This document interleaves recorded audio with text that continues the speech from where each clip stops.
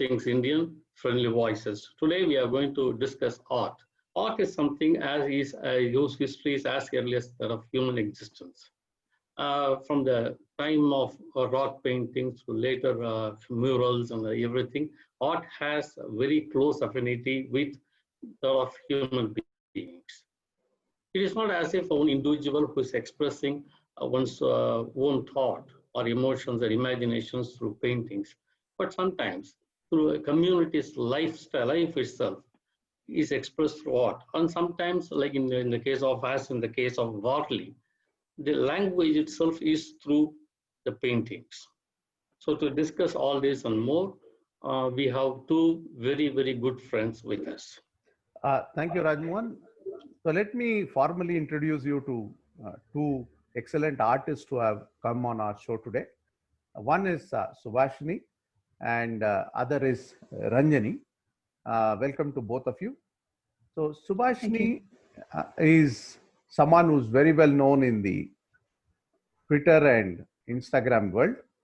And she's been a person who's been doing what is called as a garden art, a very innovative way of doing art, in the sense she picks up things from garden and then creates a lot of excellent, almost real life painting type of art in her. Well, I personally own one of her art pieces, and it's really been a terrific thing because whenever people come in my house, they look at it and they are very impressed by what they see. So she goes the name of Neelavanam in both Twitter and in Instagram, and she's one who's been also exhibited art in the Kala Parishad in Karnataka multiple times. So if you are interested in art, this is one artist you would definitely want to follow. The other artist with us today is Ranjani. Ranjani, by profession, is a IT person. She does a lot of work on the user interface, the front end part of coding. She's a developer, but by passion, she's an artist, and she's been concentrating a lot on her art. She's essentially a digital artist who uses a digital medium to do art. And she does this predominantly in Instagram. So if any of you wants to follow her on Instagram, she's there at ANINA_RJ. That's her ID on Insta. It's just a play on her anagram of her name, Ranjani. And she also does commissions. She's been doing some commissions on family portraits. And she also designs wedding cards. So this is the background of both of them. And I welcome both of you here. And it's a great pleasure to have you both on the show. And now I will pass over this thing to Rajmohan to start our proceedings. Yeah, thanks, Suresh. And basically, okay, I will start with you, Subhashini. And what a very fundamental question: what is an art, and who is an artist? Thank you, Suresh, for introducing me. Thank you, Raj Mohan. Thank you, both of you, for having me in your series. So what is art? Who is an artist? So art is the expression of an emotion, okay? Expressed by the artist through the painting. It can be sculpture, it can be photography, it can be music, okay? The mediums are varied, okay? The artist tries to bring out that emotion through these mediums. So that is art. Who is an artist? An artist is a person who can see things differently. Okay. There are 10 people in a group. When you look at a painting, when you look at some artwork, the artist can see something that is in the painting that other people may not see. Okay. He can see the layers. He can see the intricacies. He knows how a lot of things have fallen into place to create that art. So that is my definition of an art and an artist. Okay. Ranjani. Thank you, Rajmohan and Suresh, for introducing me to this. I would define artist as someone who's actually found a channel to express what they want to. The medium could be anything. I mean, I'm not restricting specifically for art, although that we're actually talking about it today on that. It could be any means, but I actually see it as a way for you to let out certain feelings or emotions or expressions or what you want to say. So it's a channel of expression for me. So the Yeah. medium could be anything, and that for me is art. Okay. The one who is Who is the expressing through artist? the medium, who is artist. The artist Yeah. is someone who's found a method to actually express this out, utilizing that medium. Okay. So let me take this from here, Ranjani, and ask you: do you think that artists, let's say it's an age-old question, I would say this: artist is born or artist is made, type of thing. So, should an artist possess this additional sense of something, an aesthetic or anything, so that they perceive things differently and they express it differently?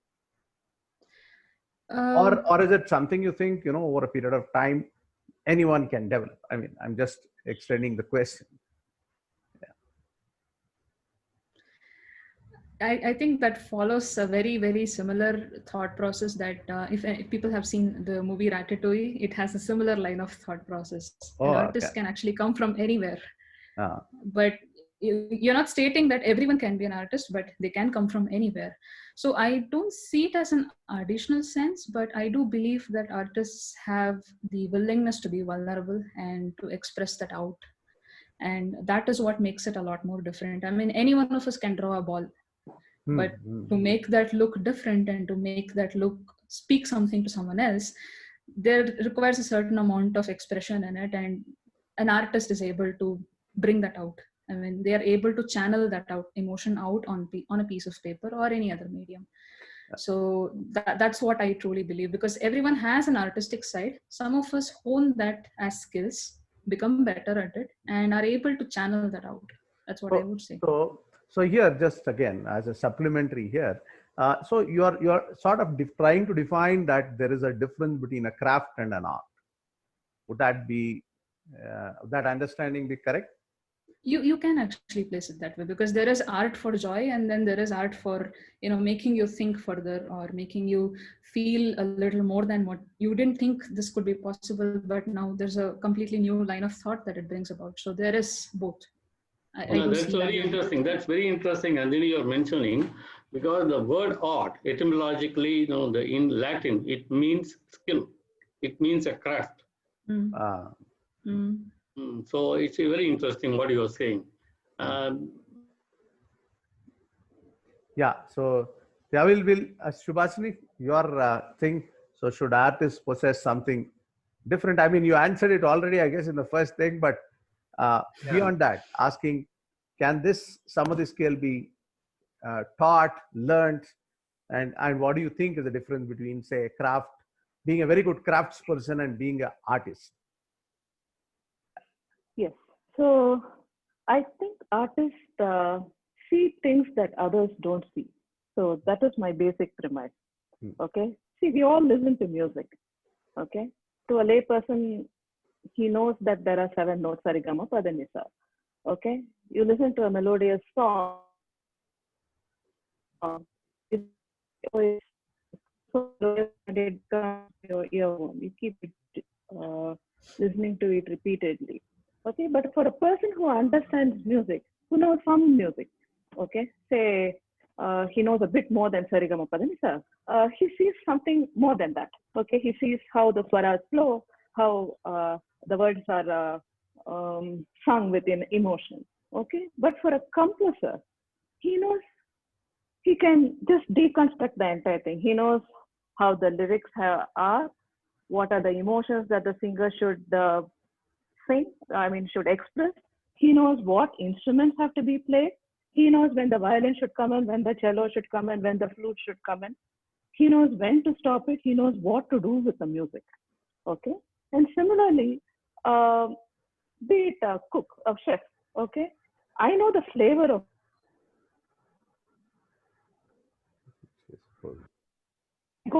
I go to a 5-star restaurant, I eat food, I know that it has a wonderful flavor. I appreciate the food. But for someone who is in the world of cooking, they can distinguish the flavors. They know what it contains. Okay. So that's what differentiates a layman and a connoisseur of art, right? Yeah.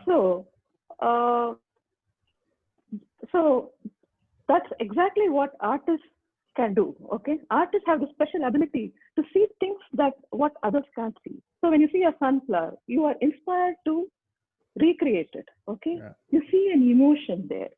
Okay, you want to recreate an emotion. You see a old person sitting there selling vegetables. You see an emotion there. You see sadness, there is happiness, there is hope.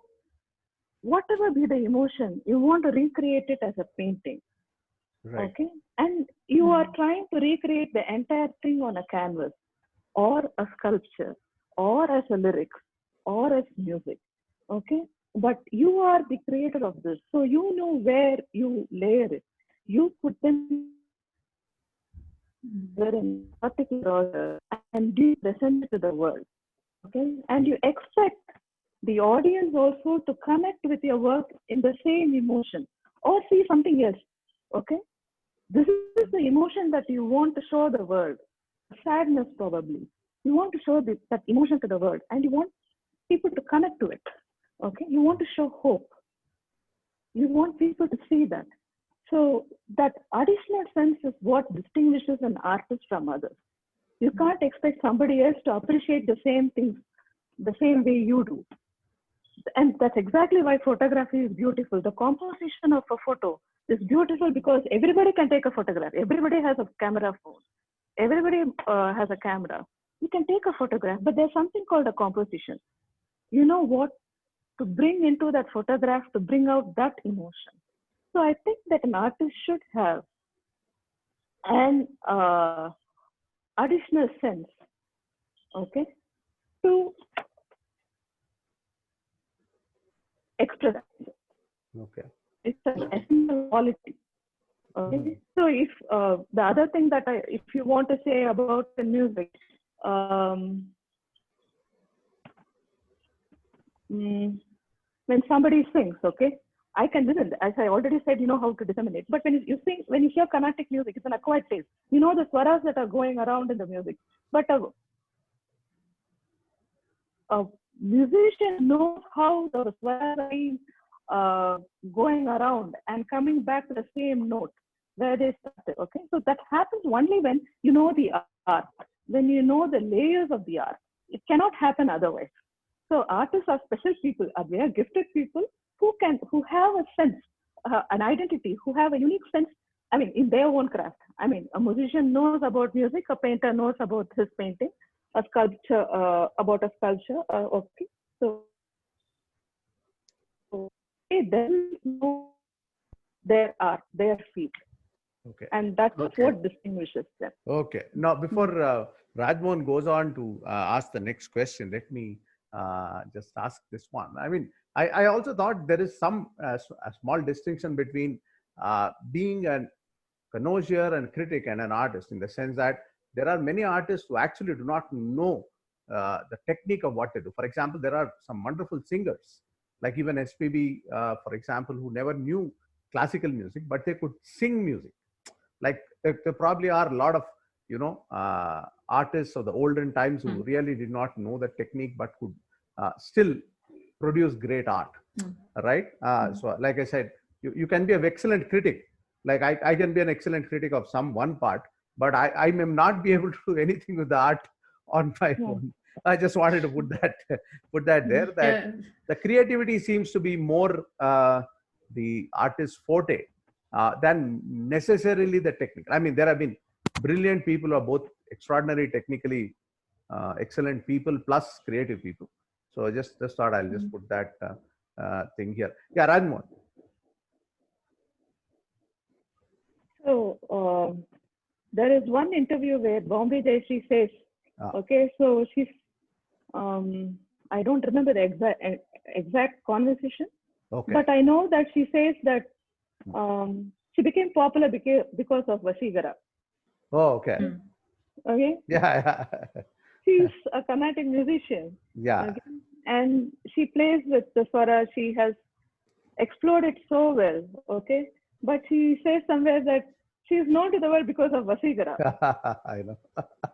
Yeah, that does happen, right? I Yeah. remember my maths teacher once telling me this Uh, mathematician called Gauss, who did uh, lots and lots of things. And finally, his only Mm. name which was stuck up was on the Gaussian curve. He said that's the simplest of the thing Yep. that Gauss did. He was an extraordinary mathematician, but what stuck? That's true. So that's a different. I think completely 2-hour conversation on what you yeah, intend to yeah. be and why you are appreciated. Okay, so Exactly. let's continue this conversation before as Rajmohan will join in. See, so let's ask this again. I'll ask Ranjani this, and then Subhashni can also answer. Is that see across civilizations, right? A lot of people believe that artists, whether it be musicians, whether it be painters, whether it be sculptors, anybody, right? They are like just a step away from realizing the ultimate truth, right?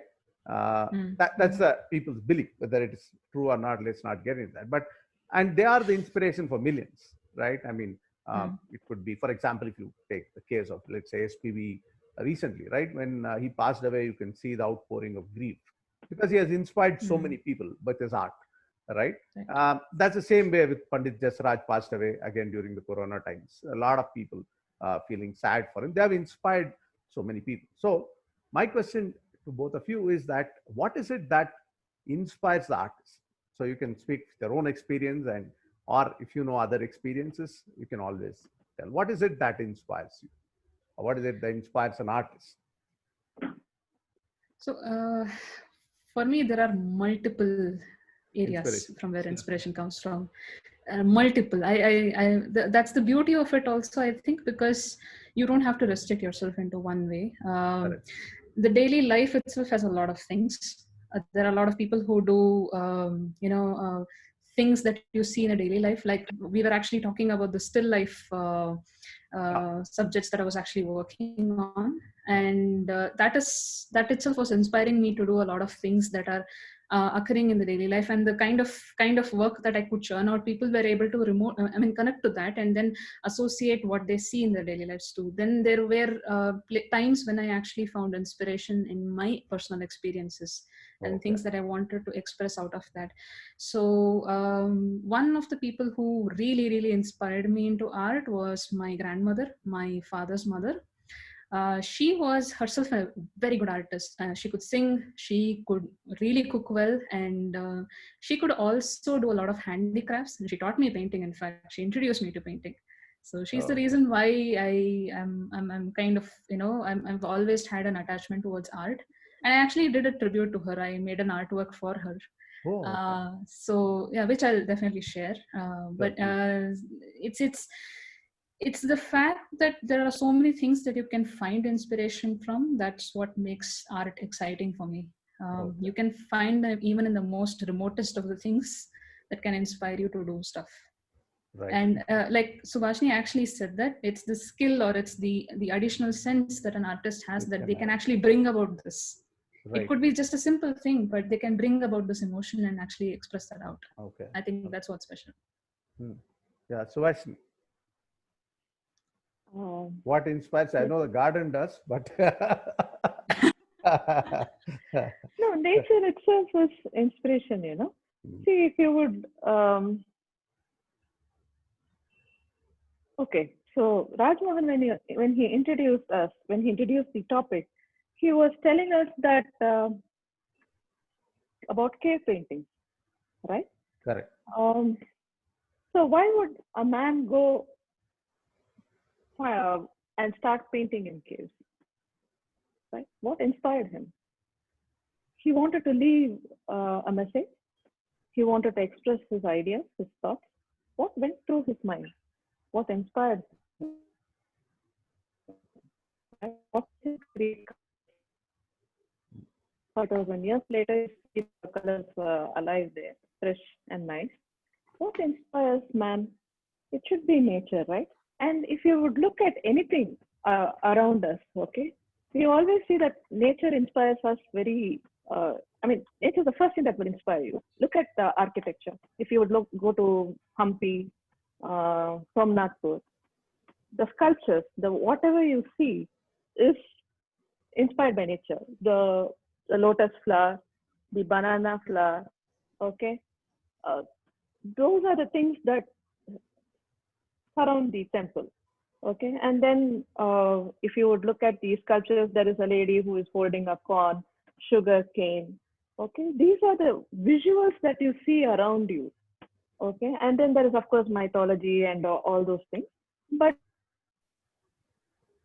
the general description is the nature that you see around you is what inspires you. So my entire premise of garden art, right? See, I didn't start it because it happened. It happened. It was one of those lucky moments where I discovered that I could express myself through a complete. It is the same for everybody who, from earlier times, if I would say, if you look at the ornaments that we wear, okay, if you look at the jhumka you wear, you see it is a lotus, and then there is a pearl in between. It's a flower, and there's something that's hanging. The jhumka that hangs, it's again a flower. The necklace that you wear, it's again a flower. Okay, so it's the motives, the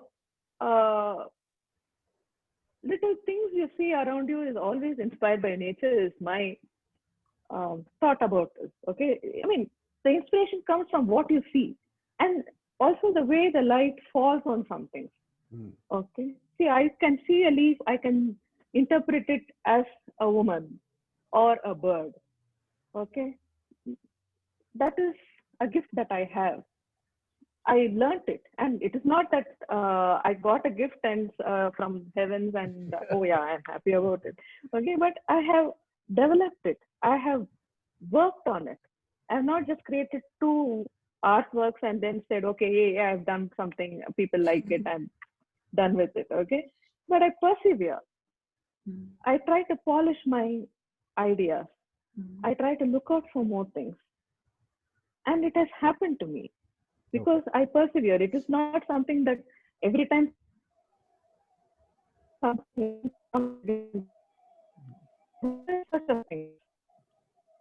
and when I get things, I polish my art. I try to make it more sophisticated, right?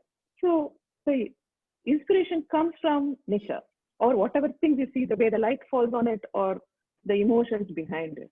Okay. So my entire premise of art is this. Whether let it be abstract, let it be realism, okay? It's all about emotions, and it's about what you see around you. Okay. Yeah, I'm sorry I got logged out. Before. I think Rajmohan, you probably wanted to ask that question. What Subhashini was telling and what Ranjini was telling. That is something is a very interesting thing that I want to share. Am I audible? Yeah, you're audible. Yes. Yeah. The thing is, there is a very long conversation in the book Phaedrus, in the dialogues with Socrates. And the Socrates, somebody, the Phaedrus comes and tells that they are different persons. Artists are very different. And Socrates calls them the divine possessed. Actually, it's quite a long conversation. At the end of it, it says they are possessed by. It's not only in one culture. Even in India, Sri Ramakrishna Paramahamsa, he calls the artist as just one step away from God. Kant identifies all painters, artists, as somebody who can see beauty as it is. So this is something, maybe something artists are the ones who have come with innate ability. I don't know. Just I wanted to share. Yeah. That's a question that. And before you ask the next question about the symmetry that you wanted to ask, I just wanted to quickly make this comment, which Subhashini was talking about abstract art or realistic art. Picasso had made a wonderful comment. He said that he was one guy who introduced abstract art, right? He said there is no abstract art. There's always a reality first. The abstract artist deliberately removes all reality from it. Anyway, I just wanted, sir, you wanted to ask something about the symmetry. Because I'm going back to Kant in the Critique of Judgment. He thought he equates something like what we in India we call Satyam Shivam Sundar. There is something called some kind of element of order that artists can imbue into what is still in nature. Like Martin Gardner, he goes mathematician, he goes one step further and he says that what is order, what is symmetry? It's just a kind of it's a question of just a molecule. One molecule turns a beautiful face can become something. So he and he's whoever Douglas Hofstadter and those who follow in Scientific American, there's a series were really a wonderful series there about what makes artists. And so is it something artists are the ones who perceive order where you and I cannot do that? Subhashini. Order, okay. Order, symmetry. Whatever you call it as. See, order and symmetry are all base level things, okay? You talk about symmetry or order. These are things that you learn when you learn art. I mean, if you go to an art class, they tell you it has to be symmetrical, okay? The face, this has to be symmetrical, this and that. It's all the learning process. If you were given a clay and you were asked to make a Ganesha, you start making a face and you know that the right ear is bigger than the left ear or something like that. But then when you perfect the art, you know that you can create something. It's just symmetry and order is just to make sure that you know the premise, you know what you're doing, okay? But there are complex orders and complex symmetries. One cannot see.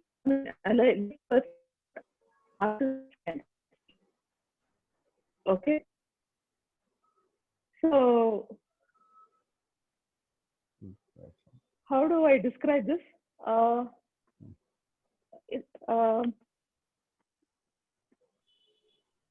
So if you were to think about a clay, and if you're making a Ganesha, you know that you have to create so many pieces, okay, to put it together. You have to create a body, you have to create a head, you have to create ears, you have to create a trunk, you have to create legs, okay? There are so many things, but nothing is symmetrical.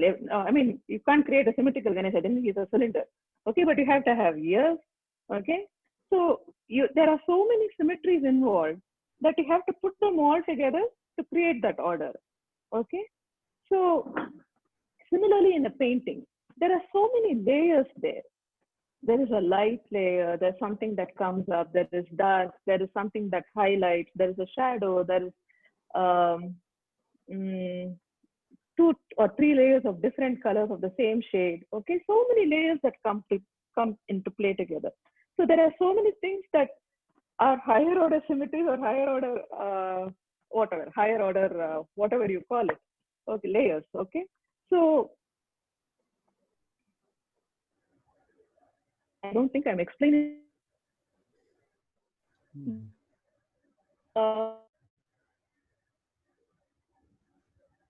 Yeah, I think that's. Okay, I know this, which I can tell you. Surya Prakash sings this Sarasa Samadhana. Okay, there is one particular video where he will start from Paramashambhava, the Anupalavi. Okay, he is somebody who sees a different order. He doesn't start from Sarasa Samadhana and then goes to Paramashambhava and then finishes the song. He starts from Paramashambhava and then goes to Sarasa Samadhana. Okay, there is one video which is there. So he's a person who can not layered one below the other. You distinguishedly deconstruct an entire piece of painting and you can see it clearly. And we also try to put them all back together and create an art. Does that make sense? Yeah. Okay. Yeah, Ranjani. I don't think I'm convinced you with much, but I'm trying. Yeah, it's okay. I get what you're saying. Yeah, Ranjani. Ranjani? I would say character and composition make more of an art, more than a symmetry, because composition is something that you always aim for when you're actually doing something that catches someone's eye. I mean, even in music, you look at composition first. So when you're actually starting out a painting, you try to see how you can set that up. What is it that you're actually looking for? That's what you aim for first, and then you get into the nitty-gritty details of how do you want to get the position, the proportions, and where should your light be falling? What do you want to evoke out of it? So the first thing that I actually look for is a composition, and I think a lot of artists look for that, because the end piece should actually achieve exactly what you wanted to try to do. And in fact, a lot of artists try out multiple things before they actually reach out what they reach to that end product that they're looking for. So if like we've actually initiated this conversation when we're talking about, there are like 5,000 different paintings that an artist might have done, but only 50 of it would have made it to the a view of a layman person. So and would have gained that success that the artist really was looking for. So I really think that those other rest of those 4,000 odd paintings that made these 50 actually really important, because it's that study, it's that composition, it's that learning that actually gives us that understanding of how to make that the best possible. Yeah. Okay. Now, go ahead. Sorry to interrupt you. Yeah, go ahead. Yeah. Another example that I actually usually always say whenever someone asks me about how do you start off with a portrait, do you start off with the symmetry, the proportions, and the 3D viewing and all that, the shading, how do you get that? The first thing that I actually see is, what do you see in that person's face that makes it very clear that it's them? It's the stark features that define them. That's what you need to get that first, because that's what defines them. The more stark features you see, the better the portrait actually comes out, because a flatter face, a flatter angle will never make you think that a round is just a round. But the more characteristics you see in it, the better you're able to recognize and the better you're able to appreciate. In fact, that's what makes it a lot more special. So I really think character and composition make the heavy role in an art piece. Okay. So let me ask you a supplementary question here, because you spread out. As you said, right? Suppose you are making a painting where it's a scene where multiple people are there, furniture is there and all, right? So when do you get satisfied with that? So what I think was Rajmohan was also asking is, in that composition, do you see some order? Do you see some symmetry? Why is one furniture here as better than a furniture there, or why is a particular color of linen better than the other color in this particular picture? So is that some sort of an order that you see there, a symmetry you see there, something that pleases the eye, whatever? Yes, pleases the eye 100%. Composition is the key elements of doing this, and which is why I also mentioned that we practice a lot. We do a lot of wrong trials, see something's not working out, and then see that, no, this color is actually flattening out this thing. I want this to come out a little more in contrast. Yeah. It's a very similar study to photography. Rule of thirds definitely play a lot out. You're actually doing like landscapes, especially landscapes, because you want to put the important ones right in that third rule of third places, so that they actually come out and emboss that whole picture out, and then you can, the people who are actually viewing it will actually see that, grasp that first. So skill is definitely learning all the proportions right, but it's really talent and practice that actually gets you there, where you are going to get the right kind of art that you really wanted to achieve. So in a way, would you say that something like rule of thirds in photography and the perspective issues which people deal with is also a sort of an culmination of people thinking about symmetry and order and then forming the rules? It could be. That's a very, very, if you ask me, that's a very loaded question, because I think we'll go into the evolutionary aspect of it, how we initiate this. Yeah, I understand. So completely agree, because in fact, if I'm not going to lie, because even in when I'm working professionally on the UI front, we also look at symmetry there. Yeah. the more pleasing a screen is to the eye, the more intuitive it is, the user is actually going to jump immediately into it and start working on it. And that's a win when we're actually designing and building. So art plays a lot along with those terms. There may have been multiple trials and errors as to what worked better, what did not work better. And there may have been certain luck or some sort of a coincidence wherein you found the right kind of angle, the right kind of lighting that actually made the object really good. And then they probably go back to analyze why it did and then become a rule. Probably, So just ask you another interesting question. Is that, in almost all cultures, right? Artists are seen as eccentric people. They are having a divine madness. In fact, I remember one person called Rajan Parikar. He writes a lot on music. And he wrote about a particular raga called Gaud Malhar. And writing about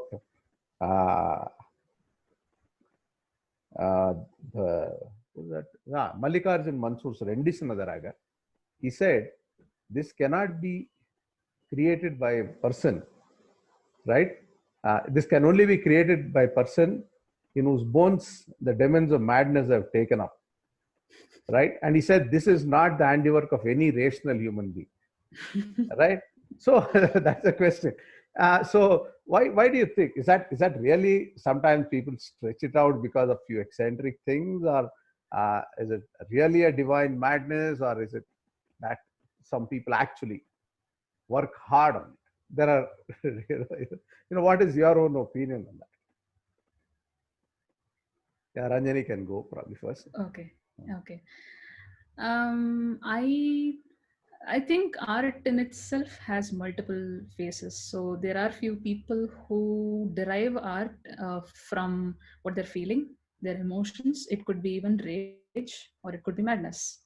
But I wouldn't actually generalize that all artists are eccentric, but they may be to a little extent eccentric because they're able to see things in a different angle. Right. They're able to do that. That being said, I can't also mention that just because you are coming from a completely different place, you're always going to create art. There are people who are very happy and generally rational and still can create great art. Correct. I still think that's also possible. And there are a lot of people who are eccentric and can't create any art. Yes. Yes, completely agree. So I think it's how you perceive art, because the moment art comes into picture, it becomes subjective to each person. So a person who is sourcing their art out of some sort of a mental trauma or some sort of a issue that they're going through, and they're seeing this as an outlet, you may be able to see a lot of madness in it because they are really sourcing through their emotions. Some of us are probably doing it for the joy of creating certain things. Right. A lot of us have that actually thought process. When something is created out of nothing, I find joy in that. I'm very happy that I created something out here. So it could be just because of that also. But I wouldn't actually generalize it, but there are a few of us who are eccentric on color and the things that we want to express out, and it could really get into madness because we are very passionate about it. I think it's a matter of a passion. Yeah, okay. Subhashini. I mean, anyway, last person you'll associate eccentricity is Subhashini, by the way. I mean, see, art. I'm just joking because I know I know you as a nice person, so I'm just saying that. No, it doesn't matter. But no, but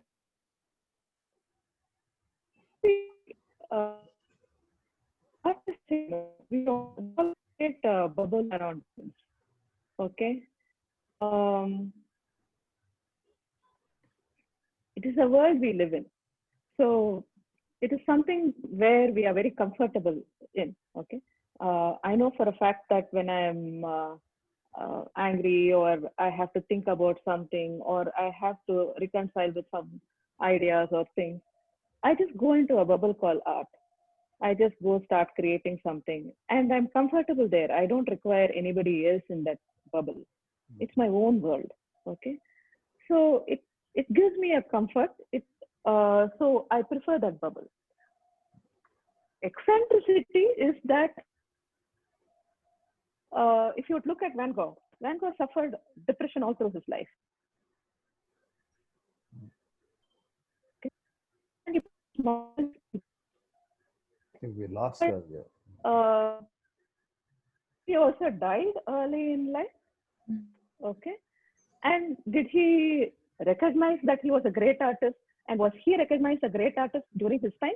Well, probably a bit, but not much. Okay.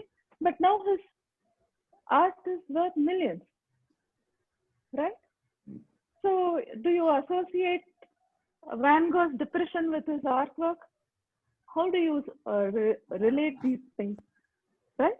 Madness, I mean, if suppose you remove the madness and you only see the person with his eccentricity, you'd still call him, why is this guy so eccentric? He's living in somewhere, in some different world, right? I mean, it is true with all of us. We all have our own eccentricities. We all are comfortable in our own bubbles, except that some artists, you can blame artists on saying, hey, they are artists and they're eccentric. That's the only difference. Okay. So, I mean, it's a gift to artists. You can, you can live in your world. Okay. You don't have to worry about anything else. You can just go there. You can start doing your work. You don't have to enter into arguments. You don't have to worry about the physical world outside you. You don't have to interact with people. Not necessary. You can just be in your own world, be happy there. It's not that eccentricity means that they're unhappy. It also means that they're comfortable in their own place. Right? Yeah. Rajman. Yeah. Am I audible? Yes. Yeah, you're audible, Rajman. Yeah. So basically, yeah, I mean, in a sense that we can't generalize, as Ranjani said, that all artists are eccentric.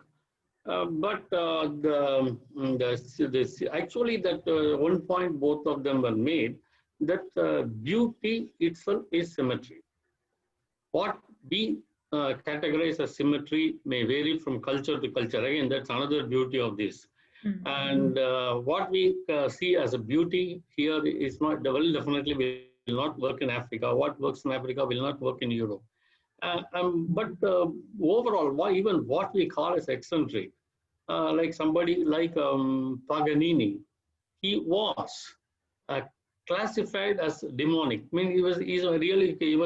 mean, actually the entire Europe, they all believed that he was possessed man. He was not normal person. But as like what Subhashini said, his art was something else. I mean, it's unbelievably great.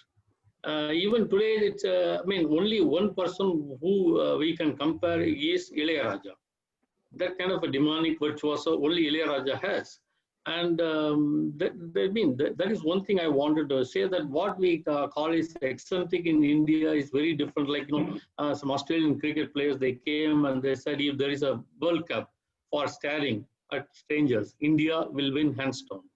In India, we develop a habit of being in Europe, it will be seen as eccentric behavior. You keep on staring at strangers, you'll be seen as eccentric behavior. Okay, now when we say that in this kind of relativism of perception, of course, very often people say that in science you can quantify things, you can measure things. In arts, music, philosophy, you cannot. But still, this is one topic which that a question I am going to ask is that is being discussed in every culture in every century. I don't know why. Well, beyond the fact that art enables the artist to express herself or himself, what else is the utility, usefulness of art? Subhashini, we'll start with you. Can you kindly repeat the question? What is the usefulness of art? Beyond, yeah. Prayojana. Prayojana. You can say call it Prayojana, yes. Yeah. I mean, in the sense, not in a very gross way, yeah.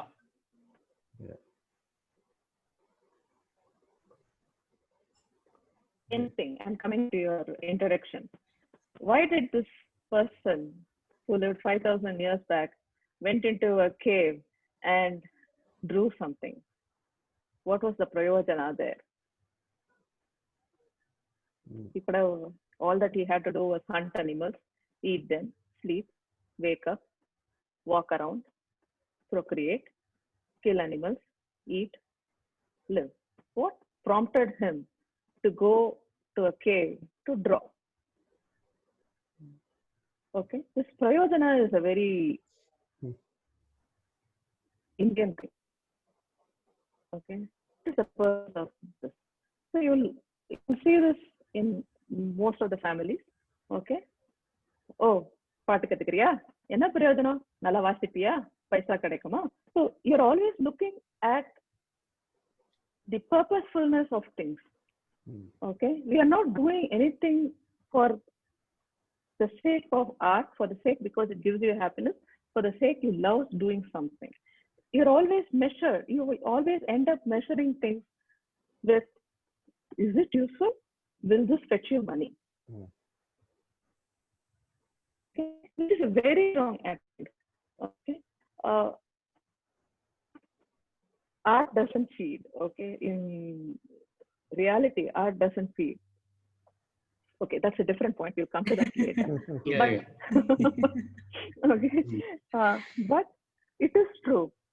Okay, that we measure everything we do with purposefulness is a waste of time. Art makes you happy. Okay, innately happy. There's so much satisfaction when you complete an art. You keep going back, looking at the art, enjoy what you have created. You have enjoyed the process. You surprise yourself when you create art. Okay, you want an outcome, but you have no idea how you're going to go through that, to the steps to get that outcome. But you try. You keep on trying. Okay, and the final output is so satisfying. You're so happy about it. Yeah, I think that's all is important. No, sorry to interrupt here, because what I think Rajmohan said is, to a certain extent, we can understand why it is important to the artist. The question is, what is the importance of art to the society? I think that's what Rajmohan was looking at. Not for the artist, Yeah, Subhashini has some sort of monetizing aspect. We'll go later. But apart from enabling the artist to express herself or himself, correct. What any other tangible? What is the purpose of art? Yeah, that's it. Yeah, correct. Makes the other person happy. Okay, it fine. Evokes emotion in you. Okay. It makes you sad, or it triggers an emotion in you. Okay. It kindles an emotion in you. Okay. If you see an art, and if the artist is trying to convey an emotion, and if you can feel it, and you can trigger an emotion in you, you feel also sad, you feel happy, you have hope. That is the purpose of art. What is the purpose of music? It makes you feel happy. What is the purpose of dance? Right? So just makes people happy. It sparks a few neurons in the brain. It makes you look at things differently. That is the purpose of art. Okay. Ranjani? I will extrapolate with what Subhashini said. If I'm not creating art, most of the time I'm spending on the internet is seeing other people's art. And I want to see what they've done. I want to see how they arrived at this. What are their personal experiences? Why did they do something like this? And a lot of people actually tell the story. I mean, through art, or even giving a description of why they did this. And when they describe it, I kind of have a sense of belonging with them. In this point of view, I'm not an artist. I'm just a viewer. So when I actually hear what they're saying, or telling me what they're experiencing through means of colors, or just explaining that a picture is clearly 1,000 words. So it's actually able to communicate a lot of things. So I'm able to be with them at that point in time. I'm able to experience what they're going through. And it gives me a sense of belonging with them. Okay. As an artist as well. I mean, because I may have had the same kind of difficulty they did while doing something. For instance, I started trying to learn watercolors, and I had trouble learning that because it has a completely different kind of a skill with respect to other mediums, because it's a skill where you have to let water take over. And you have to learn how to work with water. It's not that you can keep making mistakes, but you have to understand how to move around with those mistakes. So if another artist is actually facing that and is able to do something with it, I can relate to it. But that's at an artist level. Let's say a viewer level. I may have undergone certain things that I may not be able to express because I may not have the skill set. But if there's an artist who's able to bring that out emotion into me, I may resonate with it on a very deeper emotional level. And it kind of, it's cathartic, if you ask me, at a certain level. For people who are very emotional and may not be able to express, it's cathartic for them. Okay. And like Subhashini also mentioned, that there are certain things that actually play with your brain when you actually look at happy colors, and it's the bright blue sky and the colorful greenness that you see that brings out happy chemicals in your brain. It's a sunny day, and things like that are actually going to add as a chemical reaction in your brain to make you happy or make you feel things that you didn't know you had. On a personal experience, I do want to mention this. I don't know if how much it is going to add to this point, but I just want to express this. A year back, my dad had to undergo surgery for brain aneurysm. He's in recovery phases now, but the very first thing that he actually responded very well was colors. Oh, okay. Then we wanted him to communicate, and he couldn't communicate through speech because he's still learning that. But the very first thing that he could say, green for yes, red for no. And he could pick that up and he could showcase. Colors actually have that very primordial connection with you. Oh, okay. It speaks to you. So I see a very deeper connection for human beings with colors. That's the very first thing that you actually see. Okay. And it's a very personal connection to every one of us. I think that's where I see the usefulness in it, that I can communicate, I can make you feel, I can do a lot of things with it. I mean, you may not look at the monetary aspects of it, but it still gives you a purpose of living, I think. Correct. That's what I believe. Yeah, that's what you're saying is amazing. I mean, because patients with synesthesia very often can hear paintings talk. We all laugh, but that's what it is. They can relate, they can smell the paintings, or they can hear paintings sing or speak. Yeah. Right. Sorry. Yeah, no problem. So I generally, if somebody asks me the same question, what is the usefulness of art? Generally, I generally tell them is just imagine a world without it. Then you will not ask that question. Then all you need to do is go home, eat, and go to office, come back. Then everybody is looking forward not to going to the office, right? Everybody is looking forward to coming back and watching that series in Netflix nowadays. Anyway, the other thing which I wanted to ask you, especially Ranjani here, is that now of course you were talking about this challenges with different medium, right? Now watercolors, probably oils and pastels and all that.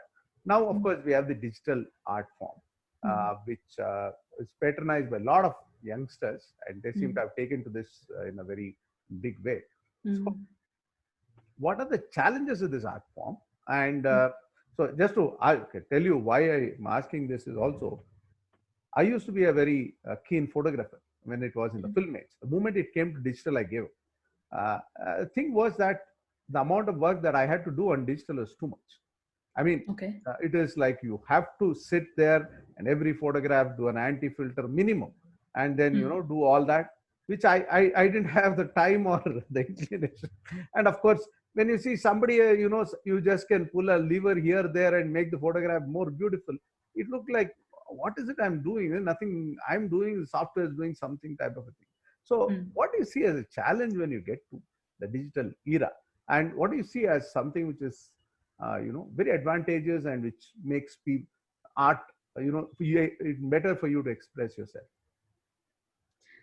Honestly, I think the biggest power that digital artwork actually has is the power of Control-Z, undo.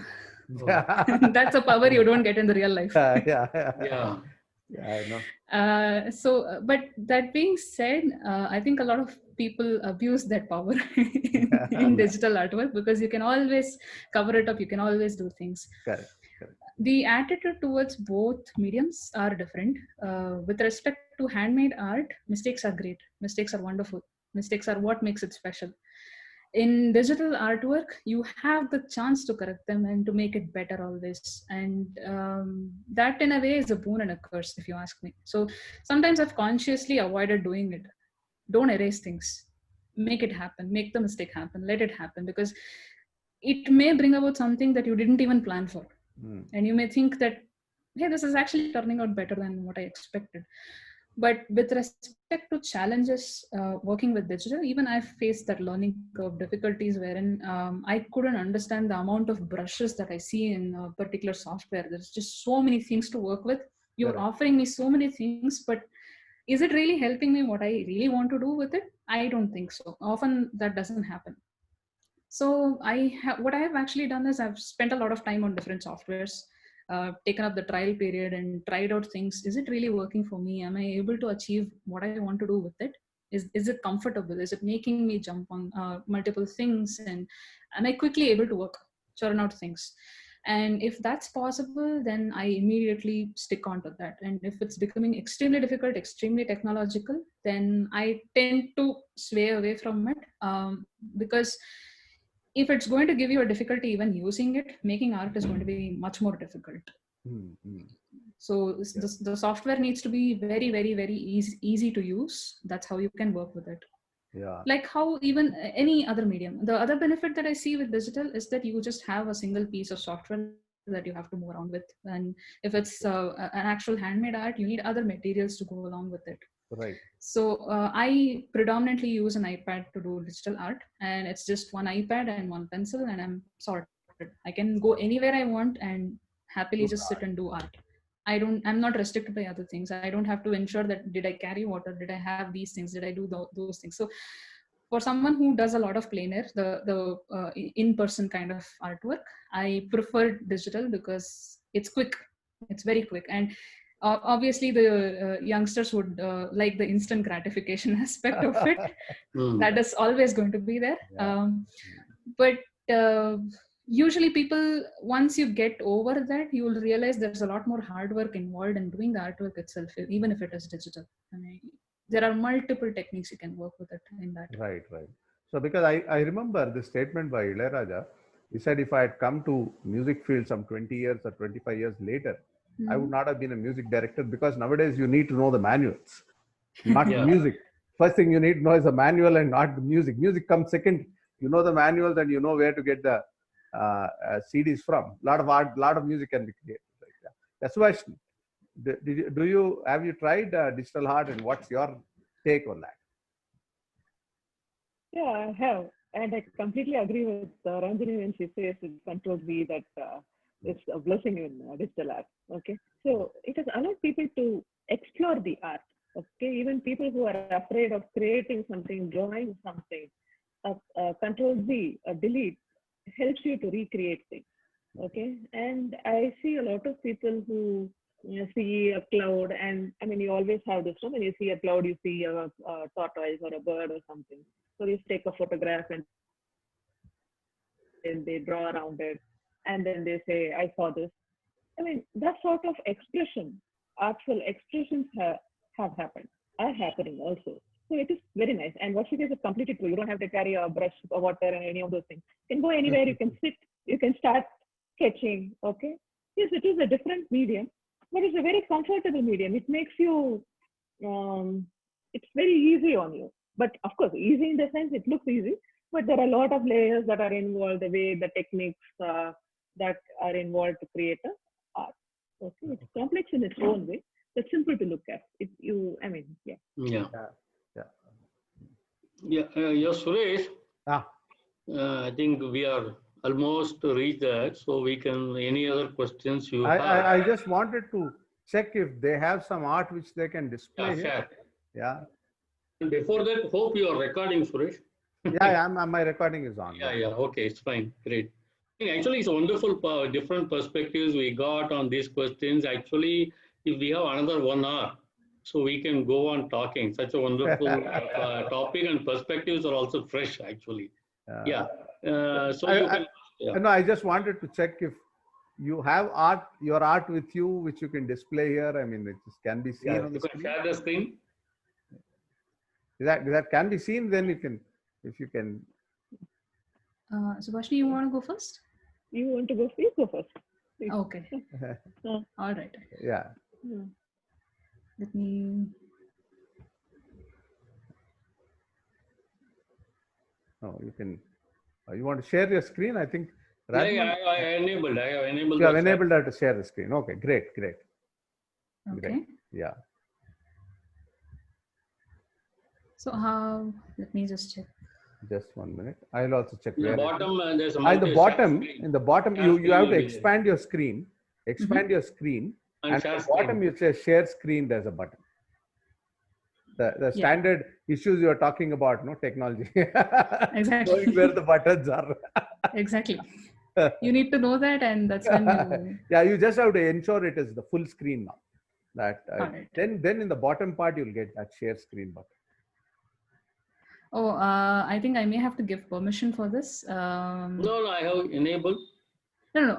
My desktop requires permission to be given. So. Oh my God. let's just- Yes. Yeah. Oh, you are using an Apple? Yeah, that's the Oh, reason. then why. I can't help you. I have no idea how Apple You works. have to go to system preferences and Yeah. Yeah, I just set it up, but I have to quit the meeting and come back. Oh, no. yeah, Don't do yeah, you have to. That's what happens. Yeah, maybe I will ask Subhashini to Subhashini. some of it. And Ranjan, if you have a link of something, you You give can it give to us. us, and Rajmohan Yes. We can will put put it it in as the- part of the Yeah, description you in the can YouTube. show your Instagram page. That's right. the thing. Yes. Yeah, can you show your Instagram page? Yeah, that's also will be good.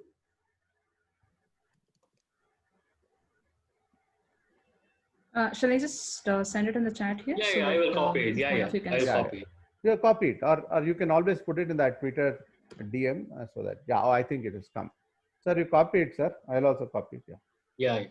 I know. Anyway, I know her Instagram page, so that's not a problem. Yeah. Yeah, Subhashini, you want to? Have an you want iPad, to you can share actually some- show it to us. Okay. Yeah, please try connecting. Oh, both of iPad people. Okay. Yeah. We are still the old sitting in front of computer people.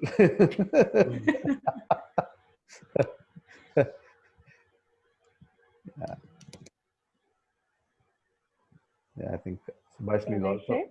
Yeah. You want to? You have to. Yeah. No. Probably if you have an Instagram on your iPad, or you're talking through the iPad. No, you can.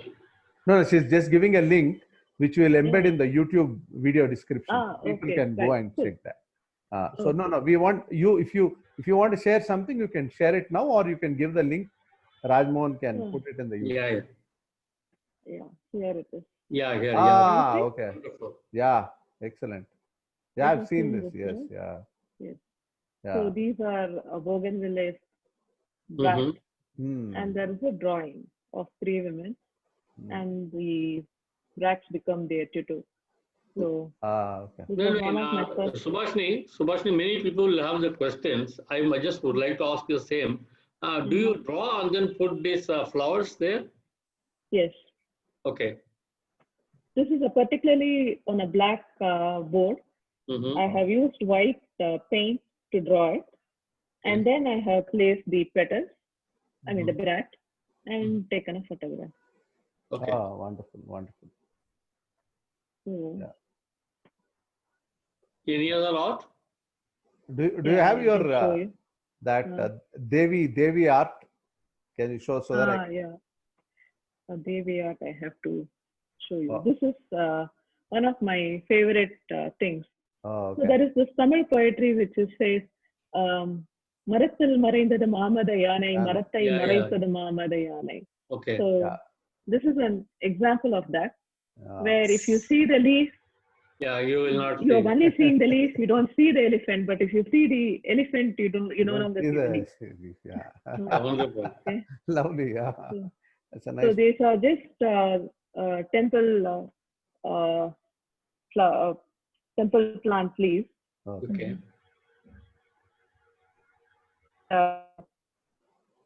Yeah, I think I see a Krishna on the left side. That's also great. Yeah. You want to check? Yeah. No, Yeah. I think that's. The idea that a coffee bean can become the mat is that's what I was trying to tell you when you said order and symmetry and all that. Yeah. You don't realize that something can Yeah. become part of art. Yeah, I know. Okay. Yeah, because if I had seen it, I would have seen only half cup of coffee. Yeah. Mm. Right. So this is wonderful. completely different elements that come together and create an art. Sure. Okay. Yeah. So that's what I was trying to convey, but yeah. Yeah, just give me a second.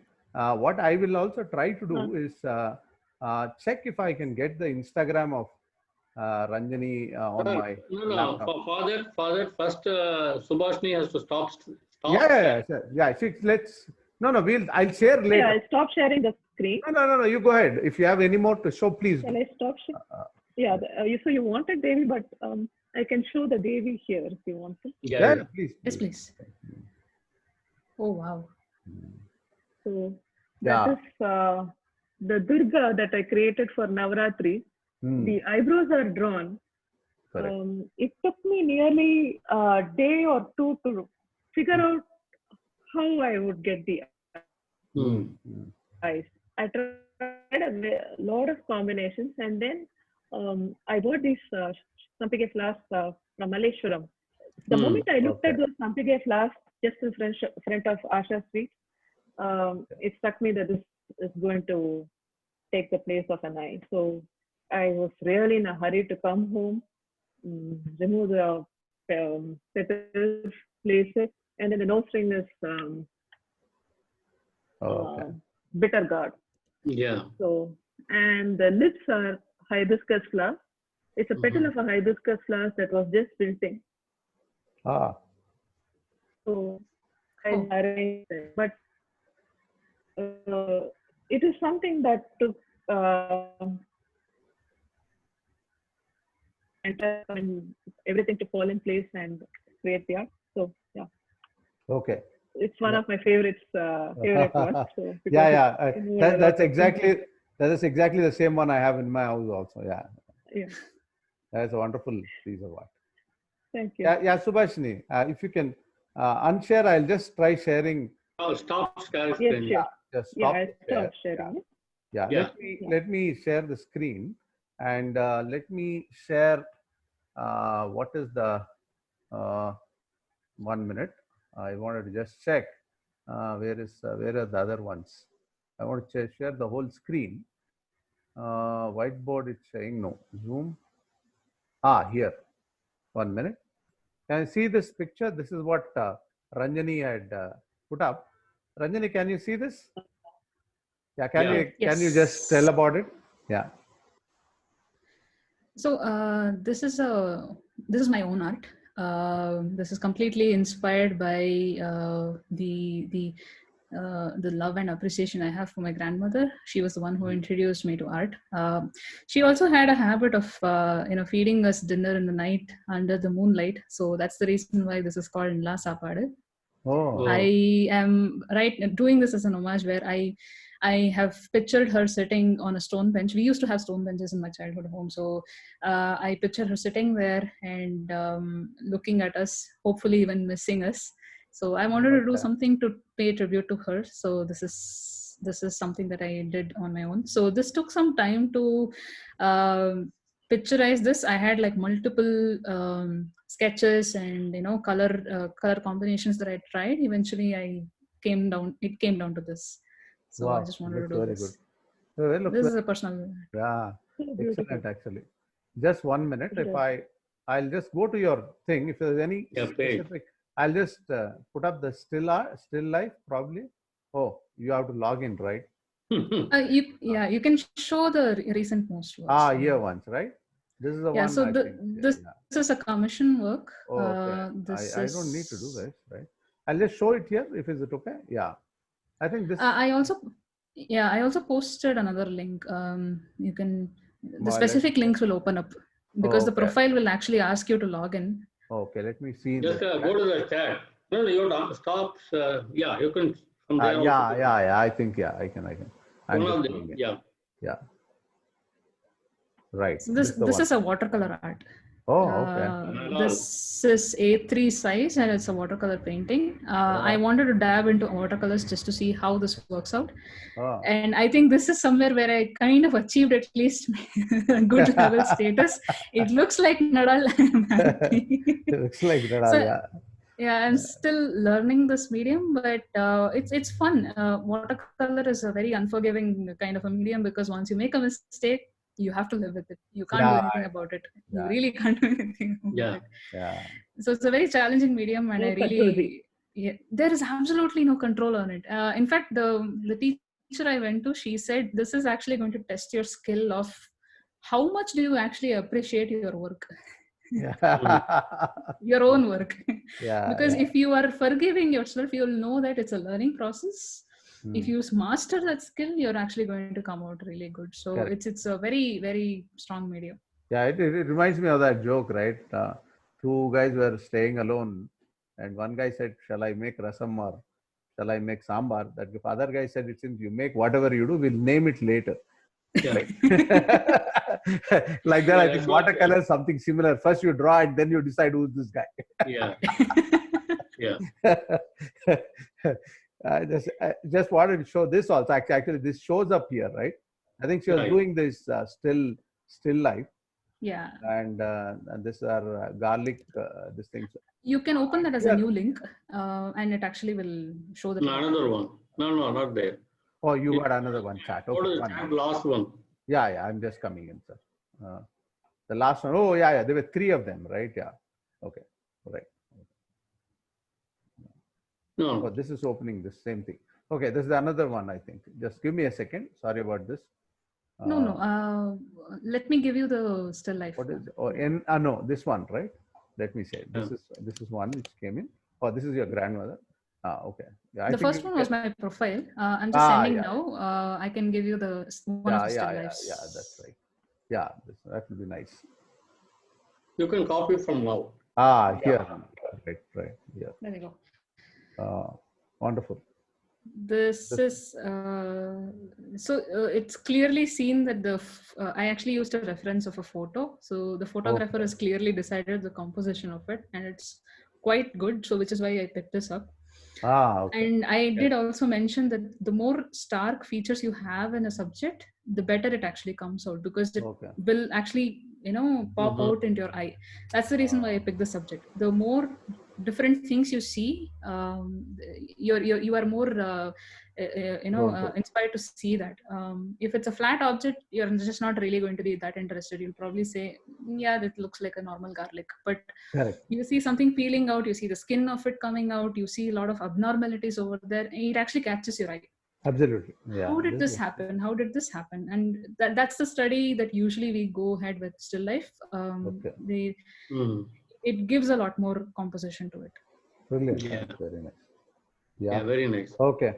So I think, sir, we are running out of time probably. Yeah, run out of the time. Please stop share screening. Yeah. So I don't want to really go ahead and conclude type of thing, because I want to let people enjoy these art by both of them. So let me just say that I typically conclude, but I think it's better to leave them with both art of both of you looking at that. And as I said, and to those who are watching, Ranjani is on Instagram and Subhashini is on Instagram as well as on Twitter, and both of them post quite often. And but Subhashini in between had done something like 100-day project where she did one project every day. I don't know how she did it. Yeah, that was brilliant actually. That was very brilliant. Yeah. I seriously cannot think of it. In fact, you try doing anything for 100 days together is impossible. I can't do for 100 seconds anything concentrate. I am saying 1 or 2 days, yes, 100 days is all great. And I mean, that was extraordinary effort by her.